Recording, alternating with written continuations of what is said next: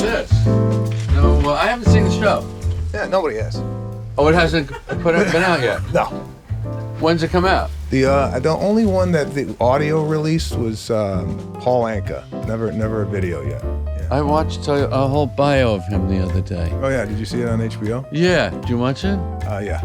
Interesting, right? Have you ever met him? No. He's fascinating. Guy, 84 years old, and Yeah, been drinking it a long time. You can start whenever you want. yeah. We got company. I was trying to write a bit the other day about, boy, this did not work at all, but I wanted to do a thing about how angry the sun must be at all the things we do to try and, the blinds, the shades, the visors, the sunblock, you know. Just like, don't fuck with me. This is the problem with the bit. It really needs that language. Oh. I'm the sun. Don't fuck with me. I'll get through. I made all of this. And it got nothing? Nothing. They had no idea. I just feel like the sun would be angry as a character, with the fire and Yeah. And he's so much, stronger than everything, and humans are so puny. Yeah, I had a thing of, how many of you little ants I've seen come and go? No, nothing. Boy, I was very disappointed. Oh, I like the premise. Of, to personify the sun, what would he say? Well, whatever you do to keep the sun away, whether it's the SPF, like you said, the blind, but it's always creeping through. Yes. It's always trying to get through. Yeah, you think the eclipse bothers me? You don't see me around the edge? This is a commercial break for me. I'm back, baby. Did you say that? Yeah. Nothing. They don't buy the whole premise. Comedy's funny that way, Yeah. It's like when we had dinner and we were talking about this, trying stuff, breaking stuff. You said that you'll do it in front of, like, at a dinner or something and see if there's anything there. Mm-hmm. And then I never thought of that. And I started doing that. It does help you. So you're breaking bits out amongst You just kind of people. mentioned something. I had a thing about the kitchen, the personality of the kitchen during day and night. During day, logic, rationale, it makes sense, the kitchen. We need food to sustain human life. At night, it's an Italian opera. We're going to now get revenge, envied. Everything is going to get acted out from this horrible event I just went to. So... And I tried that bit at a dinner the other night, and everybody liked it. So I felt like then I could bring it up on stage at a theater. Yeah, I'm fascinated that you're not like doing these things or what you think is funny in front of people. So when you're talking in a normal conversation, you're not. I'm not thinking about stuff. No. No. Are you? Well, that's how you really build your stuff in your private conversation, in your daily life conversation, right? Yeah, there are more conversations. Like something happened to me last night. I'll tell my mom, my sister about what aggravated me at the party that I went to last night. And that then will become something that I discuss at the stage. So where you go and sit down and actually pen to paper. I love to map out direction on a yellow legal pad. Where are you going with this? Okay, so do you carve out time in the day? Yes. For writing? Yes. And it's been consistent throughout your whole career? Since I'm 21 years old. What's the process? What do you do? Is it Here's morning? the process. My daughter's a writer and doing pretty good at it. And she's kind of gotten a little name for herself in New York as a really good column. She writes culture pieces for a couple of places. And I taught her how to create a writing session. And it's pretty simple. I said, you don't have to write, but you can't do anything else. That's a writing session. You don't have to write, but you can't do anything else. So, and she started doing that. No phone, no music. You can eat if you want. You can use the bathroom. But so look at the problem. What are you trying to solve?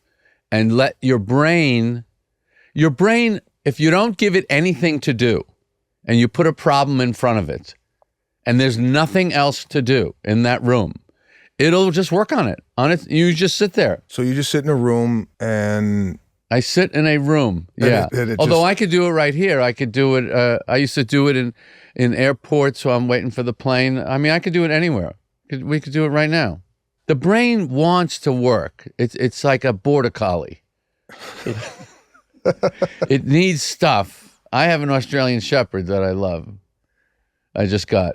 Yeah, you showed me a photo of it. And, I did? You were driving and it was sitting in the front seat. Yeah, I was teaching him to get used to being in the car with me because I want to take drives with him. So yeah, it seems like you have taken to dogs more than I have. I have 2 dogs. We had to get them because my wife and my kids wanted the dog. I've never owned a dog. Wow. So this is the first time. What kind of dog? Australian Labradoodle, 2 of them, brother and sister. Wow. And I'm trying to figure out, like, it just hasn't hit me yet. Like, I'm not doing rides with the dog. My dog hasn't seen outside the house. It doesn't go to coffee with me. Or is your dog going with the destinations? A little bit. The problem is people help you with the dog, and that's not good. You have to do it. Yeah. You have to do it. Yeah, we got a dog walker that comes at 7:30, and we don't see it till 2:30. That your success has not ruined your career is a miracle. It's a miracle. So the show is entitled "We Got Company," right? And I'm fascinated because I was company at your house, right? You don't even remember. You had me over for dinner. I did. I remember us going out. No, we had dinner at your home. Was Lana there? No, we watched TV. You took me out on the balcony, and correct. It's a terrace, not a balcony. I'm sorry. Yeah. Balcony is little. Okay, it was another home outside, and I just saw. It was fascinating to have dinner at your house. I'm really kind of fascinated for the. And then we walked to my office. Yeah. Right. And you told me on that walk that the neighborhood you live in is not safe. Yes. And I stopped walking. I said, let's stop right there. Let's hold it right there. Yeah. Right? You remember that moment? Yes, I remember. And shortly after that, I moved.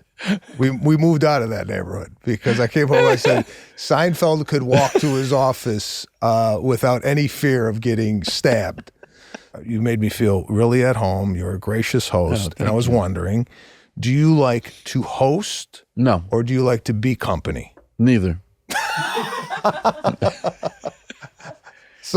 So there's what is it? Are you a loner? Do you like to be around people? I like to look. We're not right. Yeah. The comedic mind is just it's a dog breed. We're Jack Russells. We're just a certain type that around other dogs we struggle. Yeah. And that is, I think, I don't really think about it much, but I think that is the defect, if you want to use that word, that gives us this vision onto life that we can talk about it and see things that other people see but don't see. Yeah, but did you ever run into a problem in social settings? Maybe it's your wife, maybe it's your family, that like people think, oh, Jerry, he don't really like too many people. Do you get that? Do you get? He doesn't. Yes, everyone knows that. Does it bother you? No. No.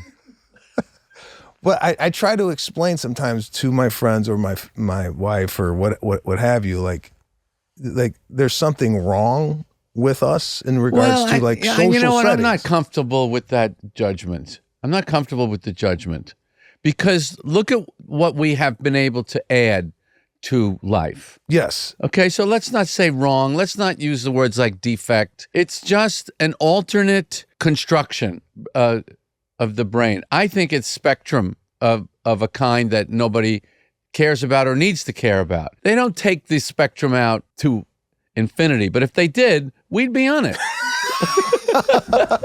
We're on it somewhere. I agree. It's just hard to explain to people like why we're not like function. Like I went to an event last night. It was there for 3 hours. I find it excruciatingly hard to bop around talking to different groups of people. Very difficult. And have a good time. It's just it's impossible. I've learned to do it through my marriage. because I had to. Yeah. If I had not gotten married, I never would have gone anywhere with anyone. Yeah. So you don't even like people at the house? Like, I mean, I know your wife. My wife has people over every night. Okay, are you there? I'm there. I dress nice. I have a glass of white wine instantly. The second they walk in, give me a glass of white wine, and then I'm okay. Okay, so do you have wine when people? Absolutely. Doesn't that help you a lot? It does, but I actually am a little different than you. That I actually enjoy hosting. I like to. Yes, because you like to put things out. Yes, you like to be gracious and have people. Well, a comedian is a host in a way. Mm-hmm. You're hosting that night for those people. Yeah, and everything that happens in that room is to your design. Yeah. Right? Yeah. So I guess we do like hosting. I just don't like, I can't take the bullshit conversation. No. Let's talk about something. Let's get into something. How are you? Who cares how anybody is? Yeah. No, I agree. What about couples dinners? How do you do with those? Oh, couples dinners. To me, the couples dinner is arranged when one of you relates to one half of the other couple, and everybody else just hangs on to the side of the lifeboat. Yeah. Well, are you in many situations where you enjoy the person and you're bringing Jess along for the ride? I feel like you're hanging outside the lifeboat a lot more than maybe your wife is. I've never been in the lifeboat. No. I like it because I like things I'm not good at. And I do, I'm that kind of person. Show me something I can't do and I want to do it. If it interests me. And socializing does interest me. But I will not tolerate boring conversation. I just stop people. I go, this is ridiculous. Why are we talking about this? So you call it out as it's happening? I do, yeah. I go, why are you wearing that shirt? Let's talk about that. What made you pick that shirt for tonight? Now we're talking about something. I like that direct approach. And my wife would sometimes get upset about it because I could be tactless.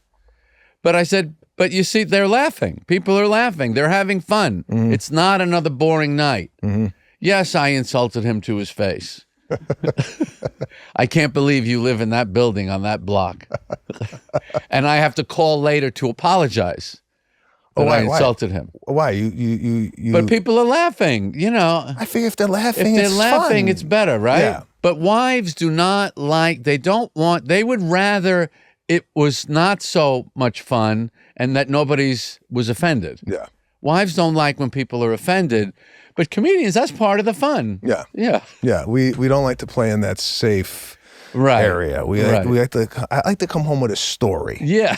On the way home from the party, I like to tell Lana, did you see when I told the guy about it? And then we have something to talk about. Yeah. Yeah. That's why I think you and I and comedians in general, it's like when we get together, a lot of times when I'm talking to you, I'm talking to you now, I'm like, oh, I'm not, somebody else has this.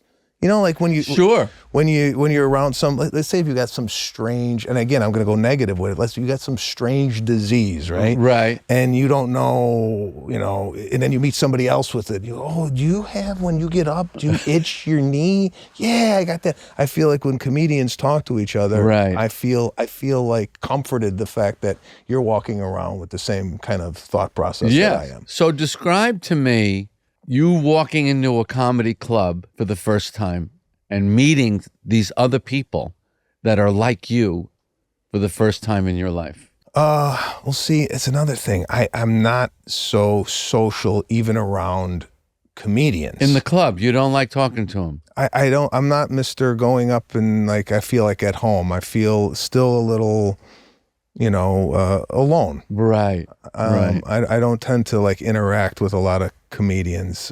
So if the entire social life was completely up to you with no other input from Lana or anyone, what would it be? It would be home field advantage. Right. My turf.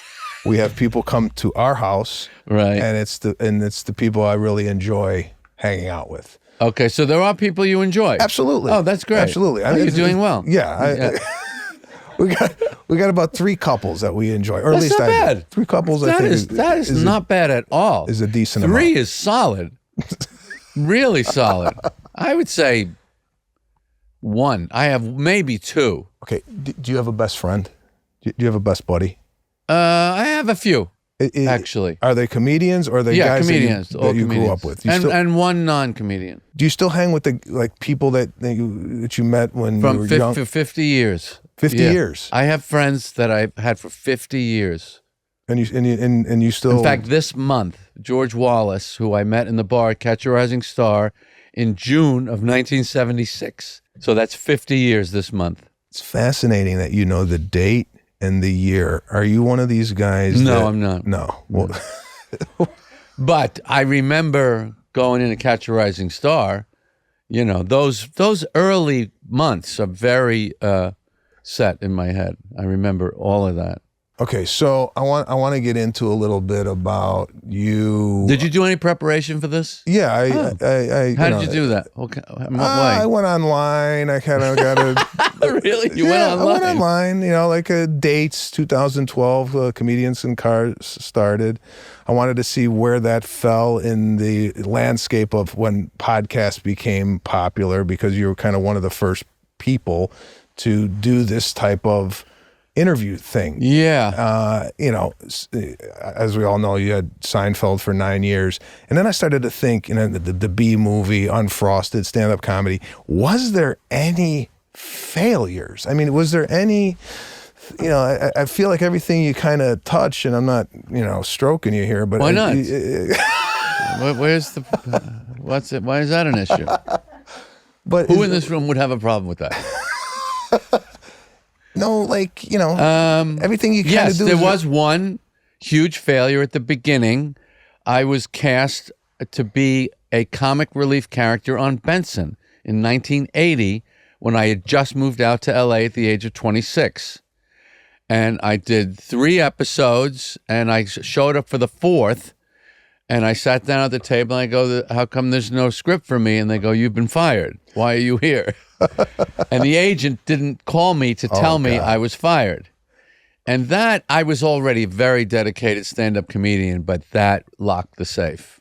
I went, okay, from now on, nobody else's material. Oh. Nobody else's, because I'm doing their crappy material. Yeah. And dying. So that was a failure. That was a great propeller for me. Was there any ambitions, though, for acting, or was it?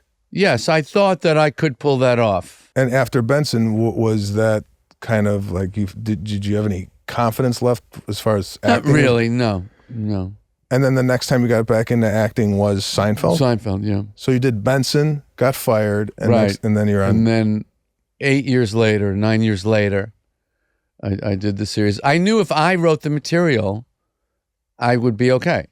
But was that always the goal, to have a TV show? Well, in those days, it was TV, movies, talk show. That was it. Those were the only next steps up. If I came up as a comedian today, I don't even know if I would be looking at those things, because comedy is appreciated today, mostly, I think, due to Ted Sarandos, as a legitimate creative form that people respect and admire. And when I came up, it was it was a sideshow. It was an opener. You open for the real show. 15 minutes in front of Frankie Valli or Lou Rawls or whoever, You were a fairly successful comedian prior to Seinfeld, even. Clubs. Yeah, just clubs. So when you were on Seinfeld, were you still doing stand-up comedy during the show? Was it hard to, because you told me this was a grind, this Seinfeld, writing the stuff, coming up with the stuff. I'm not going to use that word because it was such a great experience, but physically challenging. Yeah. No, I don't know if anybody, Gary Shandling did the same thing I did, but HBO, I think they did 8 shows, 10 shows a season. I'm doing 22, 24 shows. So it's my show. I'm in every scene. I'm writing every, with Larry or other writers, every line of every piece of dialogue. I'm working on that, editing, casting, doing all that. It's not really possible. It's not physically possible to do that. I was lucky because I was young. couldn't do it now. No. Well, I mean, I don't know. For me, just being involved in TV for just a small amount of time, for you to be cranking out 24 episodes a year for 9 years, I mean, I always, I don't know, and being around you, you tend to use things like you say, don't say grind.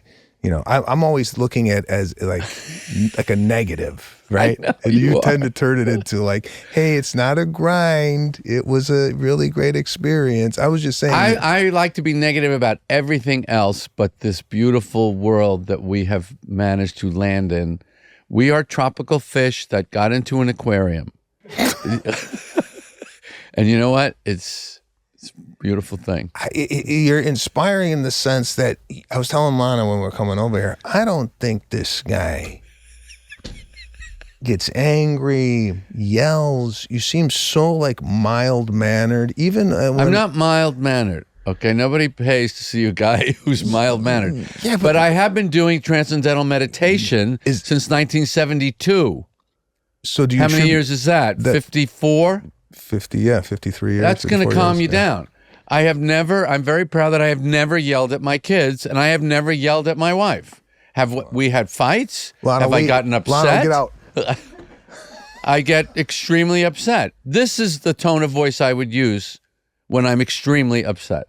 I would never go beyond that. Yeah. So, I mean, my perception was correct. Correct. You seem very like in control. I like to be in control. And you attribute that to the meditation. I don't know. Maybe I don't know. Probably affected me. And you've consistently done this every day. Every day for 54 years. God. Okay. So to let everybody know, Jerry was kind enough to send over Bob, who is Bob Roth, the great Bob Roth. Yeah. And taught myself and Lana how to do this. Yeah. Which I have practiced it pretty much religiously ever since he came. Is that right? I really took to it. Wow. However, yes, you told me, yes. However, when I go on the road or when I go on vacations, for whatever the reason, I tend to slip off and not do it. And recently, I'd say the last 2 months, I haven't been doing it as frequently as I had in the past. And I've noticed it has an effect on me with getting a little bit impatient, getting a little bit more on edge. So I do have to tell you that it does work. Yeah. And it's really, really helped me out. Oh, great. And we had talked about doing it before maybe you perform or a little bit before you perform, and you had described it as being like shot out of a cannon. Yeah. Right? I did that the other night. Yeah. Because I generally don't do it prior to going on stage, and it was unbelievable. Oh, great. I mean, my thought process was extremely, like, I felt like the machine was on. Yeah. Sometimes I feel like the machine isn't running as fast as it should be, but with the meditation, I felt like I was locked in. Oh, that's great. Now, another thing that I learned from you, and I want you to explain, I could relate to it because I'm a comedian. You talked in an interview or I heard you, an article that when you're on stage, you feel like you're working the front of the store, right? And then there's a lot that the audience doesn't see in the back of the store, right? Yeah. So do you remember saying this? No. I've definitely never said it. I like this analogy, the front of the store. Yeah, I learned this from you. I never said it. Believe me, it was from you. Okay. All right. Because I remember. All right, I believe you. Yeah.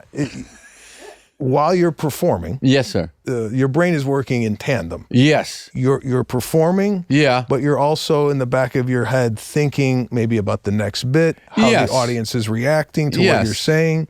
So I just found it fascinating because once you said that, it cleared it up for me of what's happening on stage, because I never really thought about it. I never really thought about what is actually happening while you are performing. Right. That's interesting. So are you analyzing while you're performing, oh, that worked? Oh, I am analyzing. I mean, that's what you're analyzing at a hyperspace level of speed, of you're so far ahead of everything going on. But that's why I don't think you watch that much sports. You like football a little bit. But I like watching sports because I know they're doing the same thing. I would analogize comedy much more to sports than to the other arts because of the result requirement of what we do. Everybody knows the score of the game. Everybody knows how the comedian is doing right now. You go to a play, you walk out, everybody goes, "What did you think?" You know, during a comedy show, everybody knows how this is going. So, and you have to know it too and work it. And so when I watch athletes, when I watch pitchers on the mound, I know they're looking for that thing. You know, when we're on stage, you know that thing. And you're trying to get into that part of the river that just is flowing. Sometimes you're on the banks, you're in a rock, you know, and you're looking for that thing. And I have a guy I train with who is he's a sports psychologist also. He's a doctor, PhD in it. And we discuss this because he works with athletes and they're doing the same thing we're doing. You get on stage, first of all, you don't know what you got till you get up there. And then when you get up there and it's not what you want, how do I get into that place, that good place? Meditation for me is really just energy. I would analogize it to life is like you're lifting weights in the gym and you never stop. And meditation is put the weights down for a bit. Just put the weight down. That's what you do. Yeah. And you feel so much better in your next exercise.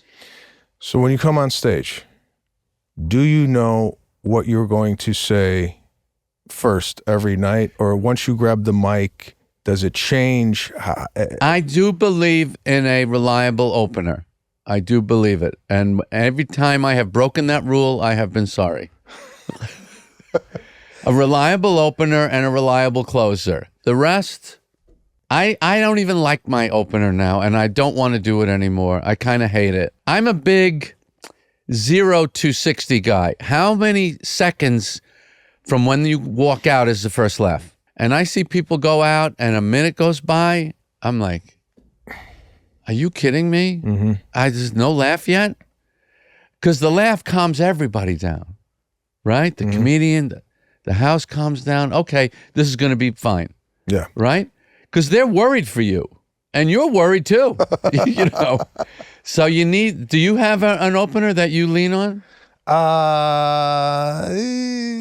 Yeah, you know what? I get bored easily. Yeah. And I like to open sometimes with something that's kind of new and fresh just because. Wow. Yeah, I mean, if it works, it works. In one of your big shows, you'll do that? Yeah, like I went to Las Vegas and I went to a nightclub the night before. Right. And I had a couple things that happened to me at the nightclub, which I thought would relate to the audience because it's Las Vegas. People go to nightclubs. It's very current, you know. I don't know. I like to play around. My father gets mad when I don't do the act from soup to nuts the same every night. He says I should do the same act every night verbatim, because when I start to veer off the act, and jumble up the bits, that I lose some of the jokes. I forget some of the jokes. Yeah. And that's what you're supposed to do. Yeah. Well, he doesn't. He, you know. Well, let me explain something to your father.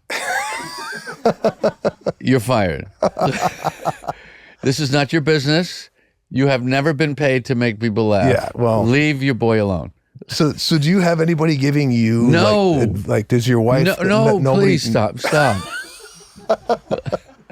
I would take advice from you and other comedians. And other comedians. Yeah. Okay. Well, yeah, sometimes there's other voices, at least in my life. I know. It works great for you. I would say maybe it's the most mysterious thing in comedy that I've ever seen is how you work.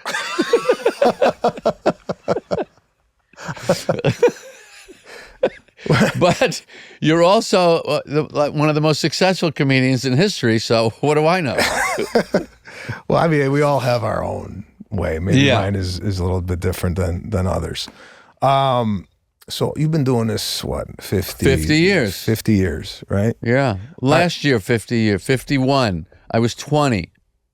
I'm 72. So do you still have the same, is it still the same joy you feel now going on stage than you? Exactly. Maybe more.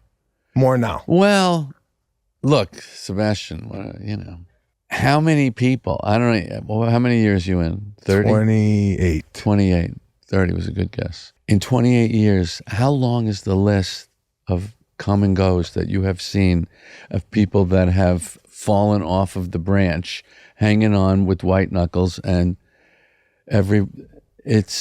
so I feel so grateful that I have this, that I can still, that I love it, that people still like when I do it, that we have this relationship, that we've gone through life together doing this. Mm-hmm.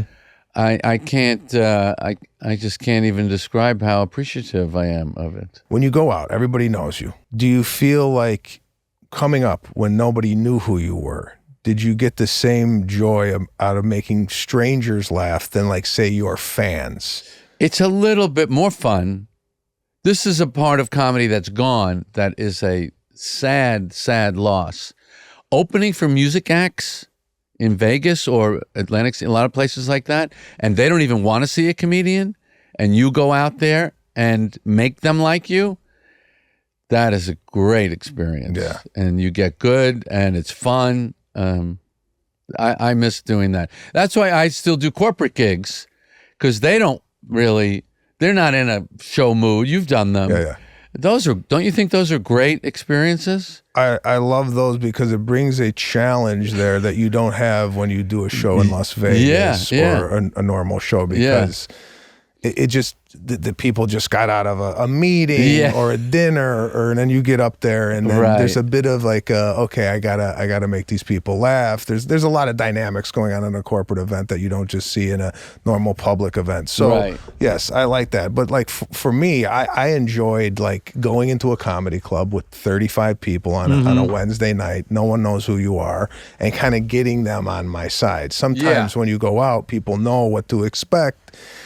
Yeah, it's fun. Don't get me wrong, but I'm just saying I enjoyed the kind of challenge of making a group. Like, did you play a lot of black rooms growing? A few. Like those. Did you have those in Chicago? No, I didn't do a lot of comedy in Chicago. I did more of the comedy up here. Like Fat Tuesday used to be at the Comedy Store. And enjoyed going up there because I knew a lot of those people didn't know kind of my act or whatnot. And making a group. Oh, that must have been fun. Oh, I loved it. I mean, I loved it. It's something that I thought was a challenge, and I was telling Lana again, I was enjoying more, I think, stand-up when I was on the come up than I am now, because I feel a little bit more pressure to deliver. And back then I didn't really feel that pressure. I just felt like a little bit more free, a little bit more. Well, you do, if you look at some of the numbers of ticket prices that people are paying,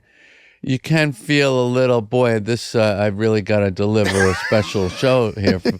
I don't even like to know. I think you have some idea of what's going on. I have no idea. No idea, and like no idea. I don't care if we're sold out, what they paid. Don't care. You don't look at the. No, my job is the front of the stage to the curtain. That's it. Jeez, man, I wish I could don't get care. there. What can I do about it? I don't know. I just like why aren't the tickets selling in X place? You don't have any of that? No, because there's no rhyme or reason to it. It's never going to make any sense. You're always going to have off nights. There's always going to be shows that don't sell. Who cares? God, I do. I mean, yeah, I care that I don't want to go in the toilet, but this gets into Marcus Aurelius, who I love, the Roman emperor. We've talked about him. No, this guy. Somebody gave me this book a couple years ago, Meditations, which has nothing to do with meditation. This is just stuff he jotted down when he was emperor of Rome, 150 A.D. It's the most brilliant philosophical looking at life. And one of his number one things is, if you can't control it, don't bother thinking about it. You're taking energy, your brain, away from things you can control. You can control your act. But on the night of the show, whatever didn't sell or whatever the problems are, the sound, you're tired, don't think about it. It's a waste of time. There's no point in thinking too much about it. Your success in life, think about what I can do today that's important for me in my life. Think that's where you should be focusing. That's Marcus Aurelius. Jesus. I'm living of what I can't control. Right. That's where I live. Yeah. Right. Well, this is an Italian guy that I think you should get to know. Yeah, that's why I have you here. These little morsels. And again, that's not why you have me here. We're trying to get this show going. We're trying to get it off the ground. No, but like, again, when we went out to dinner that one night and the bill didn't show up, right? You love that. I love the fact. I can't tell you how much I love seeing you talk about it on other shows. Oh, that was so much fun for me. Talked about it on Howard Stern. Yeah. I was like, the bill never arrived. And I was fascinated how that happened. Yeah. And I took that and like implemented into my own life. That's nice. And I find I get upset with people who don't do those types of things. For example, again, in the theme of We Got Company, when you come to my house, I have an abundance of food, right? You will not leave hungry, right? When I go out to other people's house who have been to my home and have seen how I do it, right? And I leave their house starving, yeah. I often question, didn't you see how it was done, right? The answer is no, they did not. Okay, so similar to the bill. Yeah. Oh, I got introduced to something new and how bills are paid. Yeah. And I implemented that into my own life. Did you take that move from someone else? Yes, I did. Okay. Who'd you learn it from? Jeffrey Katzenberg. It's funny. I've been out with him too, and I didn't even put the two together. That's where I got it. When I did B-Movie for DreamWorks, he was the DreamWorks at that time.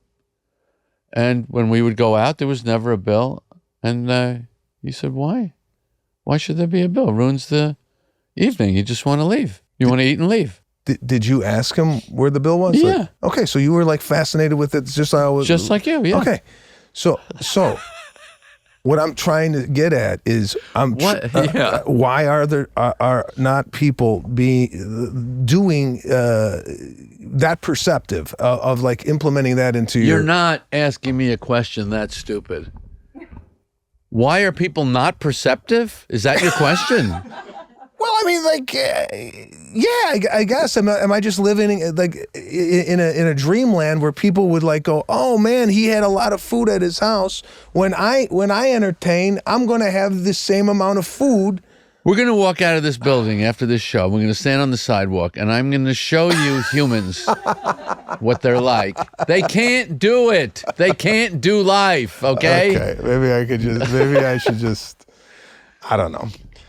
People. I get it.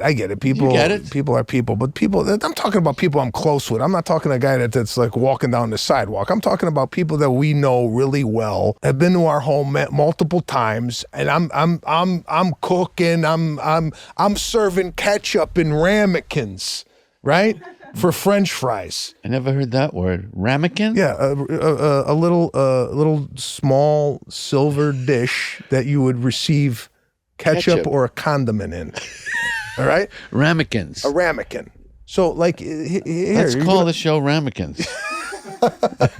Yeah. Well, Sebastian. It's just a thought. That's all I'm saying. It's hospitality. Making someone feel good. That's all. That's what I'm about. And that's nice. When I don't receive it on the other end, I get disappointed. And I talk about it for 4 days with my wife. Right. And she's like, right. It's over. Let it go. You know? No, I wouldn't let it go. But people have trouble figuring things out. Yeah. See, at this point in your life, you've met a lot of very, very accomplished people. Does it bother you, like it bothers me, how bad they are at life with all of their assets? Yeah. you're a mess. Yeah. You've done all of this stuff. You've beaten the world in all these ways, and you individually are a mess. Yeah. Well, again, it's something I was thinking about researching for the show. Yeah. You seem to, being in the entertainment business, I look at you as just kind of a guy who, just like me, normal upbringing.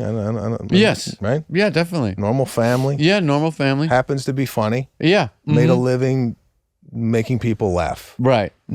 I often hear of comedians, dark, you must have abused or dark. Alcoholic father, whatever. A bunch of crap. Yeah, I had none of that. None of that. School, nice family, nice sister. Nice neighborhood. Nice neighborhood. Right. And just happened to be funny. Mm-hmm. And didn't fall into any of these Hollywood traps of drug abuse, alcohol, what have you. For you, was it so laser focused on stand-up comedy you had no time for any? It wasn't time. I wasn't interested, and it was so obviously stupid. Cocaine is so obviously stupid. Mm-hmm. How stupid do you have to be to not notice this leads nowhere good? Did you not? You talk about people don't notice hospitality. Did you ever watch Kojak? The people that use drugs, things don't go well after that. Kojak. You know what I mean? You learn from watching TV. Yeah. What not to do. But I tell you, I think I have had a gift of surrounding myself with people that were a good influence, that had good values, good life perspective, appreciate the gig, which we talked about just a bit ago. You asked me, is it different now from when I started? It's absolutely not. It's the joy of my life to this day. Well, when I saw people that were like that, I stuck to them. So people that complained, that audience, can you believe the audience? I don't need to be around that. Yeah. So that's a great gift if you know who to be around. So did you have an older comedian that was like a Jay mentor? Leno. Jay Leno. Jay Leno taught me everything. And when I say taught me, I watched how he did it. I watched his dedication and his work ethic. And that the harder he worked, the better he got, and the better everything got. Everything gets better when you do your job well. Mm-hmm. That seems like the most basic lesson of life, right? Yeah. Everything gets better when you do your job well. That goes back to Marcus Aurelius. That's what he's talking about. Mm-hmm. You're like in control. Make that your thing for today. What am I going to do today that I'm going to do my job better? Because everything that comes out of that is good. Any relation with Johnny Carson or those minimal, very minimal. I talked with his wife after he passed, his second wife, not Alex, Joanna, and she told me some amazing things about how much he loved the young guys when they would come on the show. He loved the young guys. And did you see any of that? Like, was he complimentary? I was too freaked out and nervous. He was complimentary, but he was a bit of a tough nut to crack as far as what he was really thinking. You couldn't tell. But Gary Shandling and I invited him out to dinner years after he retired one time. And I said to Gary, I wonder if he would like to see us again, because Gary and I did the show together the same month. Oh. And they had not had a new comedian on for a long time. And they picked me and Gary. And Gary and I were great friends. And I said, let's ask him out to dinner. Maybe he would like to see us. Yeah. And he did. And we went out and we had this great time. We were drinking vodkas and out in Malibu, and he was great. Did he come backstage when you first did it? No, to meet no. You? You would see him. You'd leave the door open to your dressing room because he'd be coming down the hall after with his tie down, and you'd just want to be in the doorway, as he comes by. Yeah. And he would just say, "Hey, good stuff tonight," And that was a gigantic thrill. Wow. I was watching a Tonight Show clip yesterday, Bob Uecker, who was my favorite guy, And I was just thinking, I don't know how, I wonder if you had this feeling. I always felt like they were adults and I was a kid. Mm-hmm. And they weren't much older. And I always felt like I was trying to make my parents' friends laugh in the living room. You know, I was very intimidated by how mature they seemed. And I still don't feel like the adult. Well, yeah, I mean, that's kind of the way I feel around you. I mean, you're like, could be my dad. Right. Really? Well, I mean, I'm 53, 72. I look at you as like the generation, like when I first got introduced to you was on the Jerry Lewis telethon. Do you remember this? No. You remember nothing? You don't remember doing Jerry Lewis telethon? Yeah, I do. I met you there? No, me. I saw you on TV when I was... Well, how do I know that? No. No, I said, do you remember doing it? Yes, I do remember doing it. And the joke do you remember anything? the joke I remember you doing, for whatever reason, stuck with me. And I actually was reciting it. What I used to do is I used to see comedians and their jokes when I was a kid, and I used to bring that material to school, right? Oh, that's funny. And do it. I would do that too. Okay. The one I did with you was the hair on the shower wall. Right. How did it get there? It's moving. I think one of the... It was trying to hang on as you throw water on it. Yeah. And that for me was like, when I saw that, I was like, I think of that too. Like, you know, like you were thinking the thoughts that I was thinking as a small child. And that's kind of how I got introduced to your comedy, and then subsequently following you throughout your career and Seinfeld. And I did have one question. You did an American Express campaign. Yeah. Right. Is it true that you pitched what is now the American Express Black Card? Was that your idea? It was. It was. So could you tell me how that... I'll tell you how it happened. I was on the set. We were shooting a commercial, and one of the guys on the crew stands up, kind of slides up next to me, and he whispers, "Do you have the black card?" I go, "What's that?" He goes, "There's supposed to be a secret black card, and only the Sultan of Brunei, the president of American Express, has it." And I thought maybe you had it too. I go, "No, I don't have it." I said, "But I'm going to get it." And the next morning, I called the president of American Express, Harvey Golub, at the time, nice Jewish guy from Brooklyn, and I said, "What about the black card?" He says, "It's just a rumor. It's never existed." I go, "Let's do it. Let's make the black card." He goes, "Let me look into it." And then, and that's how it happened. So do you know, were you the first ones? I had the first one, and I threw it out. You know... Or something. I don't know what happened to it, but he gave it to me in this nice padded thing, and it was the first one, and I don't have it anymore. Are you a guy to keep memorabilia? It's a few things. Like a few things. What do you got that you really cherish? Do you like a baseball that was signed by Tom Seaver? I have that. You do? I have the cash. I have like maybe $10 or $12 of the first money I was ever handed in comedy. I have it in a cigar box. You have the first actual money. The money, the cash. Yeah, I have that. You thought about that back then to save that. Save it. It was $25, and I still have like 15 of it. I have the first check I ever got for comedy. $15 from the Comedy Store. $15. $15. And you thought I should keep this. I did. Yeah, that's great. I just thought this is the first time anybody's ever paid me for doing this. And I think I should save it. I have it in a frame. What's your fantasy? What's your show business fantasy of something that you would do that would fulfill some dream or some ambition? What would be a far off, could never happen? I would love. What would be that dream in show business? Yeah, in show business. You know what? I the only dream I ever had was to make a living doing stand-up. All the other stuff that happened on top of that. Yeah. I've never I want to host the Tonight Show. I want to host the Oscars. These things have no interest. I have no interest in doing any of that stuff. I enjoy, and I struggle with this. I'm a comedian. I know, me too. All right? I know. This is where we connect. All the other stuff, although there were times doing the TV series, I was surrounded by these amazing people.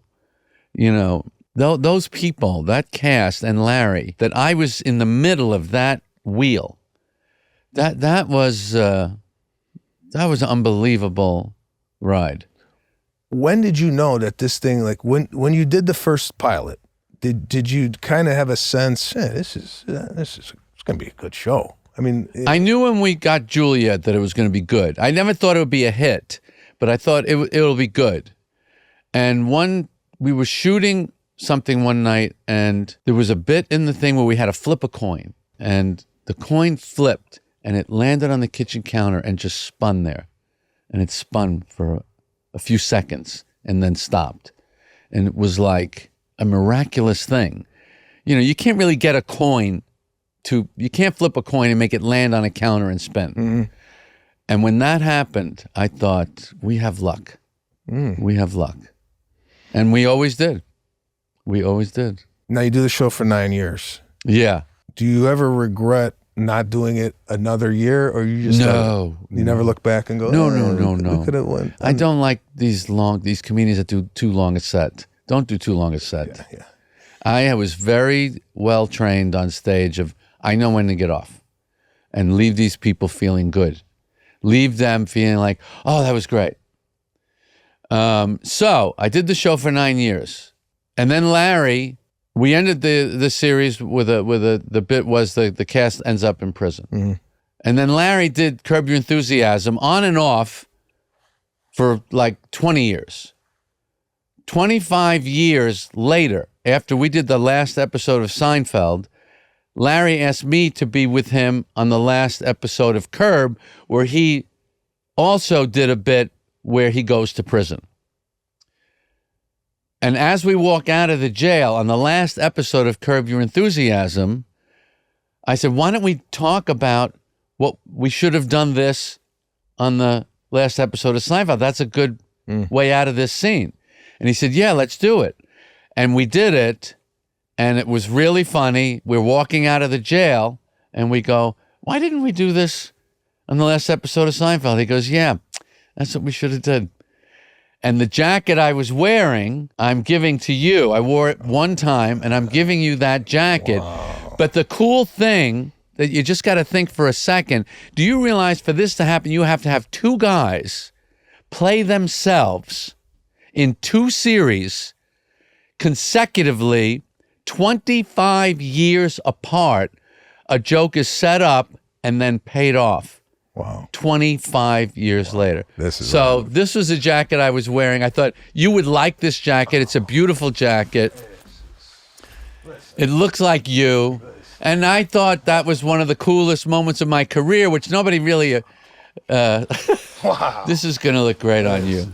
It's just Lana, huh? Does that look great on him?